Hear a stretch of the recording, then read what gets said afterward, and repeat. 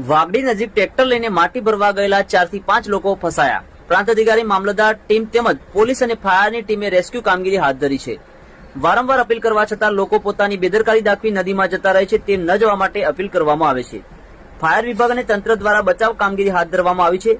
તંત્ર દ્વારા વારંવાર એલર્ટ અને સૂચનાઓ આપવા છતાં લોકો આંખ આડા કાન કરી નદીમાં જતા આજે 4 થી 5 લોકો અહીં ફસાયા હોવાની વિગતો પ્રાપ્ત થઈ રહી છે. જોકે હાલ તો ફાયર વિભાગની ટીમ દ્વારા સમગ્ર લોકોની બચાવ કામગીરી હાથ ધરવામાં આવી છે. વધુ સમાચારો અને અપડેટ્સ માટે જોતા રહો online TV news. Suresh Thakor અને ફારૂક મેમણ સાથે.